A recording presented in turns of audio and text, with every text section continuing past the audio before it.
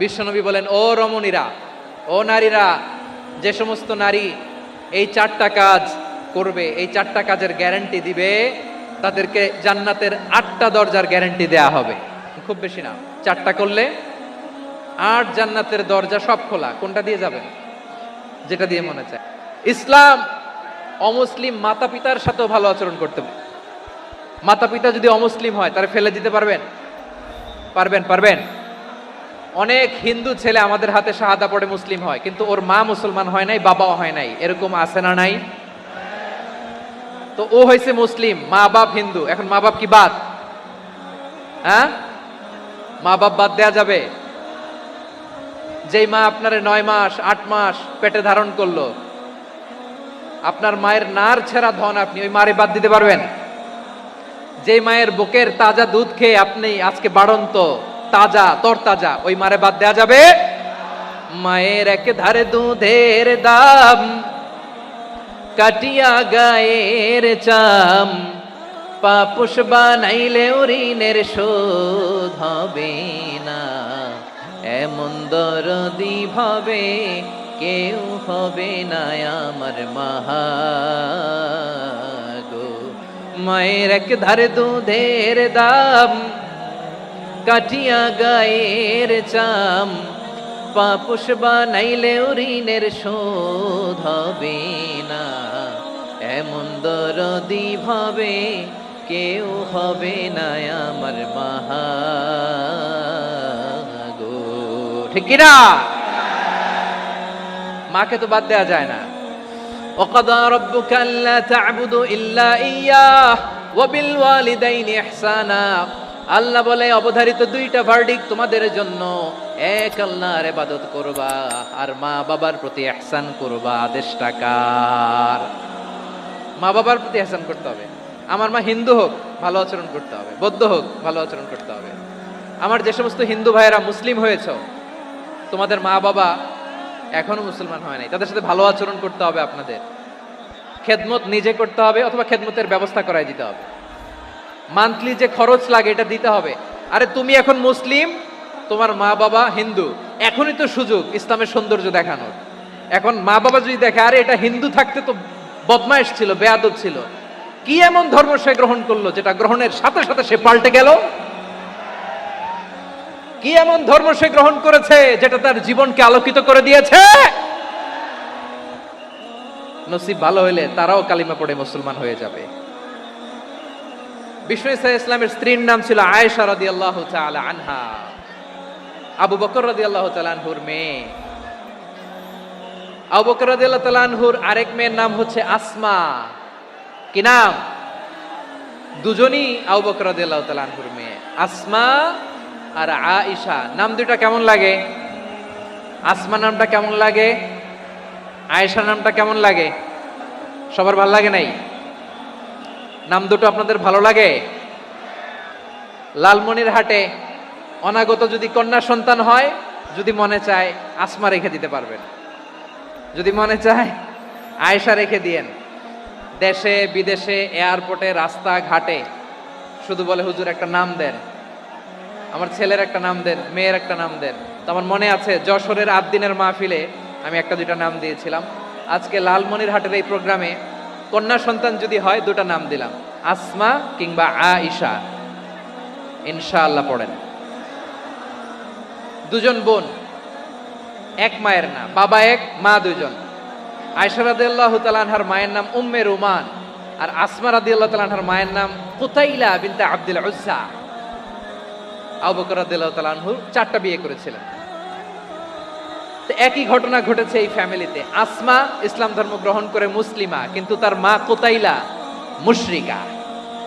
I repeat, বোঝার জন্য আমি আবারও বলি, আসমা রাদিয়াল্লাহু তাআলা আনহা মুসলিমা, আর আসমার মা কুতাইলা, আওয়াজ করে বুঝে থাকলে বলেন, আসমার মা মুশরিকা। তার মানে মেয়ে মুসলিম, মা অমুসলিম। ভেজাল আছে না নাই? কিন্তু কুতাইলা আর ধৈর্য ধারণ করতে পারে না।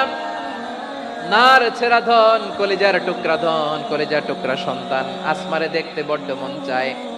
সাইয়েদানা আসমা রাদিয়াল্লাহু তাআলা আনহা মক্কা থেকে হিজরত করে মদিনায় চলে গেলেন।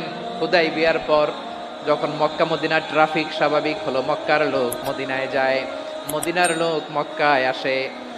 কোচাইলা কলিজার টুকরা সন্তান আসমারে দেখার জন্য কিছু উপহার নিয়ে বিশাল মরুপথ পাড়ি দিয়ে মক্কা থেকে মদিনায় যায়। সুবহানাল্লাহ বলেন। এখন মা আসছে মেয়ের সাথে দেখা করতে, মেয়ে তো আর দেখা দেয় না। মেয়ে ভাবছে আমার মা তো মুশরিকা, অপবিত্রা, তার সাথে কি দেখা দেয়া যাবে? বিশ্বনবীর দরবারে চলে গেলেন। সুবহানাল্লাহ বলেন।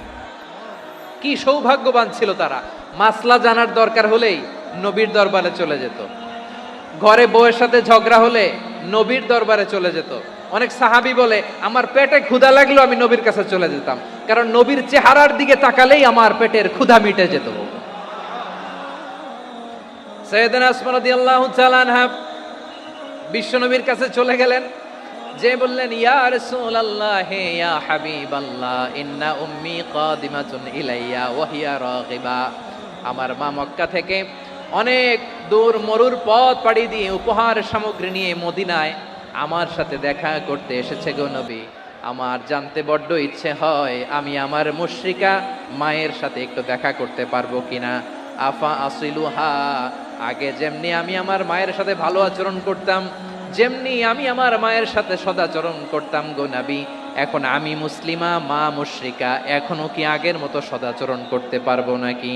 বিশ্বনবী বললেন নাম সিলিহা, হ্যাঁ রে আসমা, অবশ্যই অবশ্যই, আগে ঠিক যেমন তুমি তোমার মায়ের সাথে ভালো আচরণ করতে এখনো তেমনি আগের মতো ভালো আচরণ করবা। আওয়াজ করে পড়েন সুবহানাল্লাহ। কি ইসলাম আমরা পেয়েছি, কত ব্রড মাইন্ডেড আমাদের ইসলাম, কত ওপেন মাইন্ডেড ইসলাম, কত ওপেন আপ করতে পারে, চিন্তা করতে পারেন। বিষ্ণু বললেন হ্যাঁ অবশ্যই, নাম সুলিহা, আগে যেমনি ভালো আচরণ করছো আসমা এখন ওইরকমই করো, পারলে আরো বাড়ায় করো। সুবহানাল্লাহ বলেন। বিশ্বনবীর বয়স তখন প্রায় 51 বছর। কত বছর?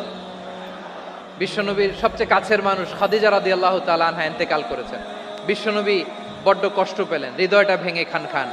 যিনি ঘরের ভেতরে বিশ্বনবীকে সান্ত্বনা দিতেন, ভালোবাসা দিতেন, বাইরে গেলে কুরাইশরা বকাঝকা করে, অত্যাচার করে, কিন্তু আম্মাজান খাদিজা রাদিয়াল্লাহু তাআলা আনহা ঘরটারে এমন শান্তির নীর বানায় রেখেছেন, এই ঘরের ভিতরে ঢুকলে বিশ্বনবীর কলিজাটা ঠান্ডা হয়ে যেত। এজন্য রব্বুল আলামিন বলেন খাদিজা, ও আমার বান্দি খাদিজা, জান্নাতে এমন স্পেশাল একটা ঘর আমি তোমার জন্য রেডি করে রেখেছি। ওই ঘরের মধ্যে কোনো আওয়াজ নাই, ওই ঘরের মধ্যে কোনো নয়েজ নাই, ওই ঘরে কোনো বিশৃঙ্খলা নাই, কারণ মক্কার জমিনে আমার নবী কুরাইশদের বিশৃঙ্খলা, নয়েজ আর ঝামেলাগুলোকে উপেক্ষা করে যখন তোমার ঘরের ভিতরে ঢুকতো, ঘরটারে তুমি শান্তির নীর, ঠান্ডা, নীরব, নিস্তব্ধ, নিঝুম আর শান্তির নীর বানিয়ে রেখেছো। এজন্য জান্নাতে স্পেশাল একটা শান্তির নীর আমি তোমারে উপহার দেব। ওই প্রিয়তমা স্ত্রী খাদিজা ইন্তেকাল করলেন, বিশ্বনবীর হৃদয় ভেঙে খান খান। আবার ওনার চাচা আবু তালেব ইন্তেকাল করলেন, যিনি পলিটিক্যাল শেল্টার দিতেন নবীকে। কে দিতেন? আবু তালেবের ভয়ে, বিশ্বনবীর এই চাচার ভয়ে কোনো মুশরিক নবীর গায়ে হাত দেওয়ার সাহস পায় নাই। এখন স্ত্রীও নাই, চাচাও নাই, নবীকে আশ্রয় দেওয়ার কেউ নাই, নবীর চারদিকে অন্ধকার। নবী এখন কই যাবেন? আমার পেয়ারা নবী নতুন স্টেশন খুঁজতেছেন, নতুন দাওয়াতি প্ল্যাটফর্ম খুঁজতেছেন।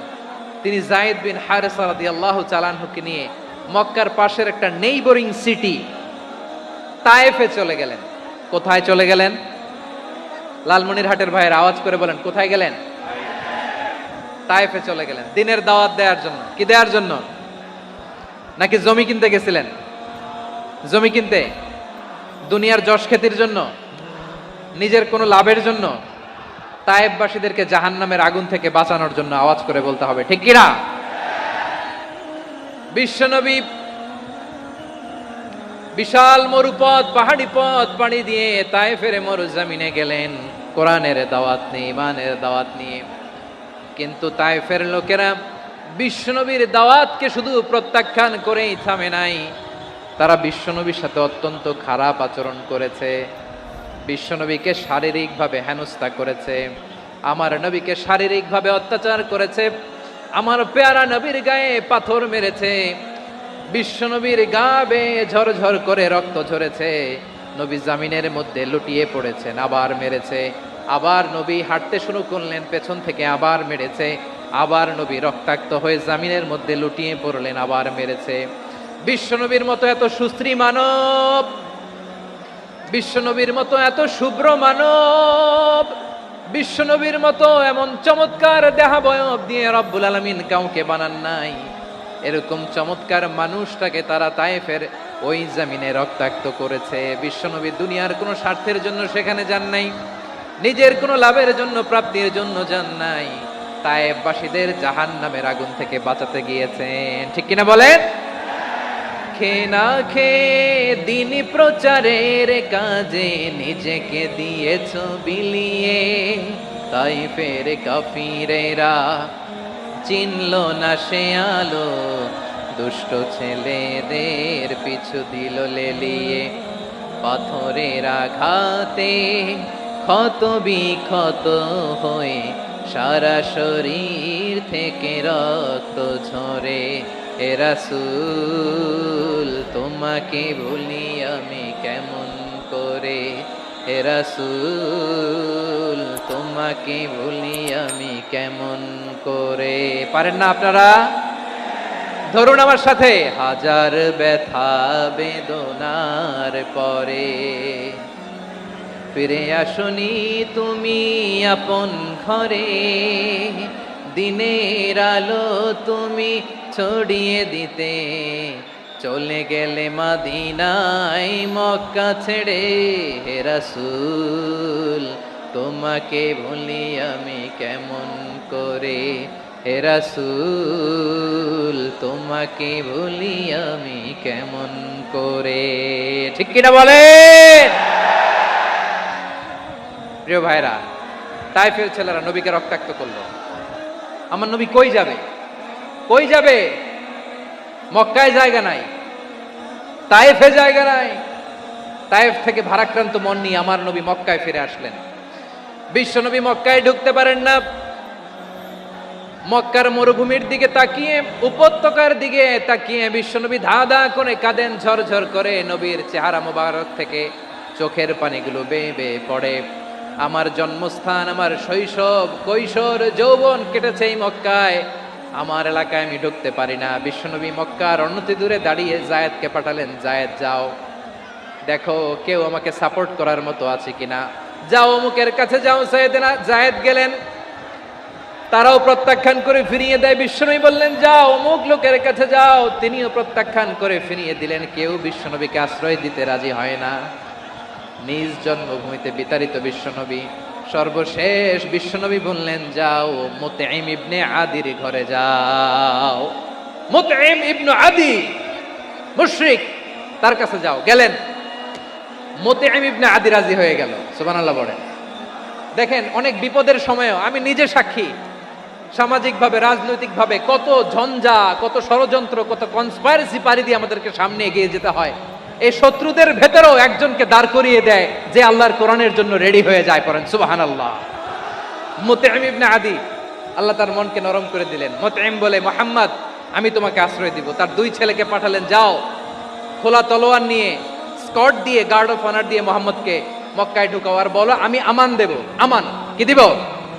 আমান মানে সিকিউরিটি, নিরাপত্তা। সিকিউরিটি ছাড়া, আমান দেওয়া ছাড়া কেউ থাকতে পারতো না মক্কায়। দুই ছেলে বিষ্ণু ঈসা ইসলামকে নিয়ে আসলো। নবী কাবার চারদিকে তাওয়াফ করলেন, নামাজ পড়লেন। আবু জাহেল, উতবা, শাইবা, ওয়ালিদ ইবনে মুগীরা সবাই দেখে, কেউ কিছু করতে পারে না। কারণ মুতঈম ইবনে আদি ঘোষণা দিয়েছেন আমি মুহাম্মদকে আমান দিয়েছি, মুহাম্মদের গায়ে যেন কেউ স্পর্শ না করে। আওয়াজ করে পড়েন সুবহানাল্লাহ। নবীর এই বিপদকালে মুহূর্তে মুতঈমের হৃদয়টারে নরম করে দিল কে? আচ্ছা, লালমনিরহাটের ভাইয়েরা বলেন, এই মুতঈম কি মুসলিম ছিল না মুশরিক? সবাই বলতে হবে মুসলিম না মুশরিক? তাহলে মুশরিকের কাছ থেকে নবী পলিটিক্যাল অ্যাসাইলাম, আধুনিক রাষ্ট্রবিজ্ঞানের ভাষায় পলিটিক্যাল অ্যাসাইলাম, যেটাকে বলে রাজনৈতিক আশ্রয়, ওনার আমান বা নিরাপত্তার এই ঘোষণায় তিনি মক্কায় ঢুকলেন। যতদিন নিরাপত্তা ছিল ছিলেন। মুতঈম যখন মারা গেল, বিষ্ণু ঈসা ইসলাম হিজরত করে মদিনায় চলে গেলেন। সুবহানাল্লাহ। কিন্তু মুতঈম যে বিশ্বনবীর উপকার করছে এটা বিশ্বনবী ভুলে নাই। আমাদের অনেকে আছে উপকার করার পরে আর খেয়াল থাকে না, খাওয়ার পরে গলা দিয়ে নামলে আর খেয়াল থাকে না। এরকম আছে না নাই? আমার নবী বলে নাই, বদরের প্রান্তরে 70 জন কাফেরকে যখন বন্দি করে বিশ্বনবীর সামনে হাঁটু গেড়ে দাঁড় করানো হলো, বসানো হলো, 70 জন কাফের। কয়জন? বিশ্বনবী তাদের দিকে তাকিয়ে বললেন, সহিহ বুখারীর বর্ণনা, লাউ কানাল মুতঈম ইবনে আদি হাইয়ান সুম্মা কাল্লামানি হাউলাইন নাতনা লা তারাকতুহুম লাহু। বদরের প্রান্তরে 70 জন বন্দি কাফিরের দিকে তাকিয়ে আমার নবী বললেন, আজকে মুতঈম ইবনে আদি যদি বেঁচে থাকতো আর তোমাদের 70 জনের ব্যাপারে যদি মুতঈম এক বাক্যে একটা সুপারিশ করত, তার সম্মানে আজকে তোদের সবাইকে আমি মাফ করে দিতাম। বিশ্বনবী মুতঈমের এই সাহায্যের কথা বলে নাই। 70 জন মুশরিক হাঁটু গেড়ে বসা, নবী চাইলে এখনই এক্সিকিউশন অর্ডার দিতে পারে। তিনি বললেন, আজকে যদি মুতঈম বেঁচে থাকতো আর মুতঈম যদি তোদের জন্য সুপারিশ করতে, এই আবর্জনাগুলোর ব্যাপারে সুপারিশ করতে, আমি মুহূর্তেই তোদেরকে এমনি মাফ করে দিতাম। আমার প্রিয় মায়েরা, বোনেরা, আপনাদের জন্য একটা হাদিস বলে শেষ করব। বিশ্বনবী বলেন, আমার মায়েরা খেয়াল করে শুনুন, বিশ্বনবী আপনাদের উদ্দেশ্য করে বলেন, আল মারআতু ইযা সাল্লাত খামসাহা ওয়া সামাত শাহরাহা হাফিজাত ফুরুজাহা আতাআত বা'লাহা ফালতাদখুল মিন আইয়ি আবওয়াবিল জান্নাতি শাআত। বিশ্বনবী বলেন, ও রমণীরা, ও নারীরা, যে সমস্ত নারী এই 4টা কাজ করবে, এই 4টা কাজের গ্যারান্টি দিবে, তাদেরকে জান্নাতের 8টা দরজার গ্যারান্টি দেয়া হবে। কি 4টা কাজ? 1 নাম্বার, আল মারআতু ইযা সাল্লাত খামসাহা, যে নারী 5 ওয়াক্ত নামাজ পড়ে। কি করে? জেলা স্টেডিয়ামে অবস্থানরত আমার নারীরা, বোনেরা, বিশ্বনবী আপনাদেরকে 4টা কাজের কথা বলেছেন, খুব বেশি না। 4টা করলে 8 জান্নাতের দরজা সব খোলা। কোনটা দিয়ে যাবেন? যেটা দিয়ে মনে চায়। 1 নাম্বার 5 ওয়াক্ত নামাজ। আমার বোনেরা জোহরের নামাজ পড়তে পড়তে এটা আসরে নিয়ে যায়, আসর পড়তে পড়তে এটা মাগরিবে নিয়ে যায়। এরকম আছে না নাই? লালমনিরহাটে হয়তো নাই। আমার বোনেরা এটা করবেন না। ইন্নাস সালাতা কানাত আলাল মুমিনিনা কিতাবাম মাওকুতা, সময় মতো পড়বেন। সামাত শাহরা, রমাদানের রোজাগুলো রাখবেন। হাফিজাত ফুরুজাহা, যে নারী তার চরিত্রকে হেফাজত করে, তার প্রাইভেট হেফাজত করে, তার লজ্জাস্থান হেফাজত করে। ও মায়েরা, আপনার এই গর্ভ যে কত দামি আপনি জানেন না। আপনার এই গর্ভ থেকে জন্মাবে আগামীর সালাহুদ্দিন আল আইয়ুবী। আপনার গর্ভ থেকেই জন্মাবে ইমাম আল মাহদি আল মুনতাজার। আপনার পেট থেকে জন্মাবে আবু সাইদের মতো বীর সৈনিক। আপনার পেট থেকে জন্মাবে মুগ্ধের মতো বীর মুজাহিদ। আপনি জানেন না কে আসবে আপনার পেট থেকে। সময়টাকে কাজে লাগান, ইসলামকে বুঝেন, মানেন, আমাদের ইসলামিক লেকচারগুলো শোনেন। আমরা যে বার্তাগুলো, ইনস্ট্রাকশনগুলো, দিক নির্দেশনাগুলো আপনাদের খেদমতে রাখি, এগুলো মেনে চলুন। আপনিই পারেন আপনার ঘরটাকে জান্নাতের টুকরা বানাতে। একটা family, it's a very big institution and you are the MD, the managing director of this institution. চিল্লায় বলেন ঠিক কিনা? চাইলেই পারেন ঘরটারে জান্নাতের টুকরা বানাতে। 5 ওয়াক্ত সালাত, রমাদানের রোজা, নিজের চরিত্রের হেফাজত, ও আতাআত বা'লাহা, স্বামীর আনুগত্য। এটাতে অনেকে ভুল করে থাকে। হায় রে আমার বোনেরা, স্বামীর আনুগত্যকে এটা নিজের অপমান মনে করবেন না। আপনার স্বামী আপনার সবচেয়ে বড় গার্ডিয়ান, তিনি আপনার সবচেয়ে ভালো চায়। নারী কখনো গার্ডিয়ানশিপের বাইরে থাকতে পারে না। হয় আপনি বাবার গার্ডিয়ানশিপের ভেতরে, বাপ না থাকলে ভাই আপনার গার্ডিয়ান, ভাই না থাকলে চাচা গার্ডিয়ান, বিয়ের পরে আপনার স্বামী আপনার গার্ডিয়ান। শরিয়া সম্মত স্বামীর আদেশগুলো আপনি মেনে চলবেন, কিন্তু শরিয়া বিরুদ্ধ কোনো আদেশ মানতে আপনি বাধ্য নয়। আওয়াজ করে বলুন সবাই ঠিক কিনা? এই 4টা কাজ যদি কোনো নারী করে, বিশ্বনবী বলেন জান্নাতের 8টা দরজা খোলা। তোমার যেটা দিয়ে মনে চায় সেটা দিয়ে জান্নাতে তুমি এন্ট্রি নিতে পারবা। আমরা এখানে লালমনিরহাটের সোহরাওয়ার্দী ময়দানে আজকে যেমন একত্রিত হতে পারলাম, আল্লাহর জান্নাতেও যেন একত্রিত হতে পারে। আল্লাহ তুমি তৌফিক দান করো।